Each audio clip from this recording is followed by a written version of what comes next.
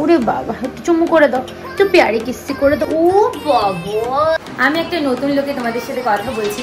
আমার অ্যাকচুয়ালি কাছের জিনিস দেখতে খুব প্রবলেম হয় কি, একবার আমার চিনারবারকে অ্যাক্সিডেন্ট হয়, বাস অ্যাক্সিডেন্ট হয়েছিল। অ্যাক্সিডেন্ট হওয়াতে না একটা আমার চোখের এই কোনা দিয়ে কর্নিয়া লেগে যায়। তারপর থেকে চোখের সমস্যা আমাকে প্রচন্ড ভুগতে হচ্ছে। যদি শপিংয়ে গেছিলাম, একদম কেকের মনে আসছিলাম, স্ন্যাক্সগুলো এখানটা ট্রাই করেছিলাম। মানে তো দেখতেই পাচ্ছ, একটা কেক নিয়ে নিয়েছি। পাখাটা চালো না, এটা নি বাজাইবো। আরে কি পাখাটা চালো ভাই, এটা নি বাজাইবো।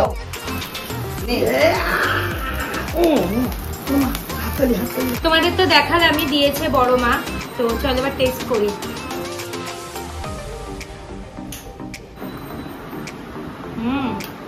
ঘরের বানানো এটা একটা আলাদাই টেস্ট লাগে, বলো। রাধে রাধে বন্ধুরা, কেমন আছে সবাই? আই হোপ ভালো আছিস, আমিও ভালো আছি। আমার নতুন একটি ব্লগে তোমাদের অনেক অনেক ওয়েলকাম। তো দেখো, আমি একটা নতুন লোকে তোমাদের সাথে কথা বলছি, দেখতে পাচ্ছ আমার নতুন গ্লাস চলে এসছে। হ্যাঁ ইয়েস, এটা পাওয়ারের গ্লাস। আমার অ্যাকচুয়ালি কাছের জিনিস দেখতে খুব প্রবলেম হয়, যেহেতু অফিসেও মানে সিস্টেমে কাজ করতে হয় বা বাড়িতে এসে ল্যাপটপে কাজ করতে হয়। তো যেহেতু এই কম্পিউটার ল্যাপটপ করে করে আমার চোখটা গেছে। মানে কাছের লেখা মানে দেখতে আমার এত কষ্ট হয়, মানে লিটারালি আমি যদি কম্পিউটারের দিকে তাকাই বা ল্যাপটপ বা ফোনের দিকে তাকাই, আমার লিটারালি চোখ থেকে জল পড়ে, চোখ এত পেন হয়, আই পেন এত হয় কি আমার মানে ব্যথা মানে বলে বোঝানোর মতো না। অ্যাকচুয়ালি এটা হয়েছে, আমি একবার অফিস যেতে গিয়ে, তখন আমার অফিস কোথায় ছিল বলো তো, সেই আকাঙ্ক্ষা, তখন অফিস আকাঙ্ক্ষাতে ছিল। তখন অন্য একটা অফিসে কাজ করতাম, যারা তোমরা আমার ইউটিউব ফলো করো তারা দেখেছিলাম ওই অ্যাস্টার ওখানে আমার অফিস ছিল আশেপাশে। তো ওইখানে যেতে গিয়ে একবার আমার চিনারবারকে অ্যাক্সিডেন্ট হয়, বাস অ্যাক্সিডেন্ট হয়েছিল। অ্যাক্সিডেন্ট হওয়াতে না এমনভাবে বাসটা ব্রেক মেরেছিল, অপোজিটের একটা দিদি বসা ছিল, ওই দিদিটার হাতে না এত বড় বড় নখ ছিল, আমার হাতেও বেসিক্যালি থাকে। তো ওই দিদিটার নখটা এসে ডিরেক্ট আমার চোখের এই কোনা দিয়ে কর্নিয়া লেগে যায়। তারপর থেকে মানে আমার এই চোখের সমস্যা আমাকে প্রচন্ড ভুগতে হচ্ছে। তো আমি মানে এতদিন চশমা কিছুই নিইনি, বাট আমার চশমা ছিল। আমার চশমা ইউজ করতে ভালো লাগে না, যেটা সত্যি কথা, অনেকে স্টাইল করে পরে। বাট যখন দেখছি একদম পারছি না, মাথা ব্যথা করছে, চোখ যন্ত্রণা করছে, তখন আর কি পড়তেই হয়।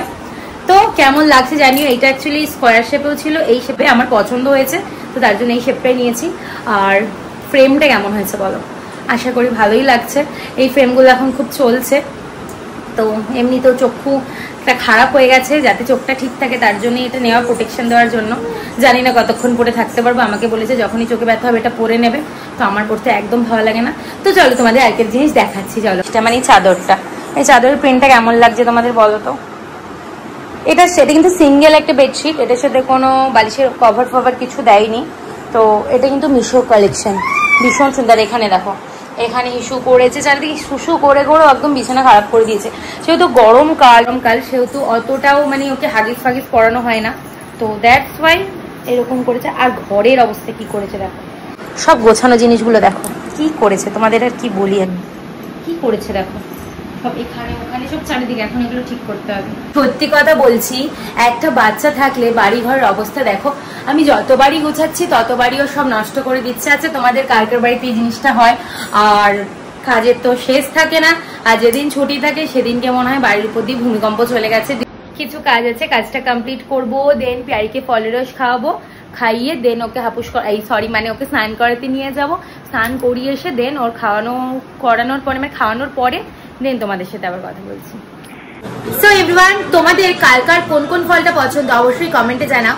সামার মানে আমার ওয়াটারমেলন তো ভীষণ ভালো লাগে, যদিও বা প্যারিকে ওয়াটারমেলন দিই না আমি, ডক্টর বারণ করেছে ওয়াটারমেলন একদম দেবেন না, একটু আধটু হালকা মুখে দিয়ে ট্রাই করার, কারণ তরমুজে প্রচন্ড পেট গরম হয় বাচ্চাদের। যাদের ছোট বাচ্চা আছে হয়তো একটু ট্রাই করাতে পারো টেস্টের জন্য, কিন্তু ওদের কিন্তু দিও না। আমার তো ফ্রিজে ঢোকানো ঠান্ডা ঠান্ডা এরকম তরমুজ খেতে ভীষণ ভালো লাগে। তো চলো আমি তরমুজটা খাই, দেন প্যারিকেও খাওয়াতে হবে, লাঞ্চ করাবো। তো এখন একটু বেরাবো, কেনাকাটা করতে যাবো, কারণ কালকে দেওরের জন্মদিন, তার জন্য কিছু কেনাকাটা করতে হবে। তো চলো রেডি হয়ে বসে ভিডিও শুট করছি, হঠাৎ করে দেখছি বড় মা একটা বড় থালার মধ্যে দই বড়া সাজিয়ে নিয়ে চলে এসছে, আর দেখতে কিন্তু হেভি লাজিজ লাগছে বলো। আমি দিয়েছে বড় মা, তো চলো এবার টেস্ট করি। ভালো হয়েছে।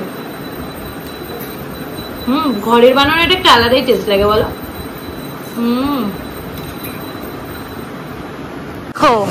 প্যারি কিভাবে বেরু করতে যাচ্ছি, ও কোনো দিনও স্কুটিতে বসলে এরকম বসে যাবে না, এরকম মা পাপার গলা ধরে এরকম ভাবে যায়।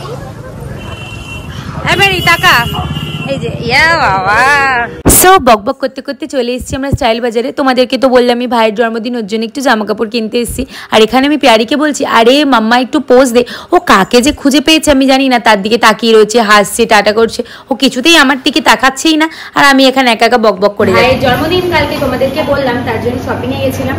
এখন কেকের মনে আমরা, কেকের মধ্যে নামটাও খেয়াল করিনি, হ্যাঁ কেকের মনে এইখানে আমি একবার আমার বার্থডে না, আমার তোমাদের দাদাভাইয়ের বার্থডে তো কেক নিতে এসেছিলাম, স্ন্যাক্স গুলো এখানকার ট্রাই করেছিলাম ভালো। তো দেখতেই পাচ্ছ একটা কেক নিয়ে নিয়েছি, নামটা মনে নেই কি কেক, বাট দেখিয়ে দিলাম। সো এই হলো সেই কেকটা, এটাই নিয়ে নিয়েছি কেকের মন থেকে। আর হ্যাঁ, যারা ব্যারাকপুর থাকো বা আদার্স যে কোনো জায়গাতেই থাকো, তো কেকের মনে আউটলেট দেখতে পেলে তোমরা অবশ্যই ভিজিট করো, এখানকার কেকটা বেশ ভালো।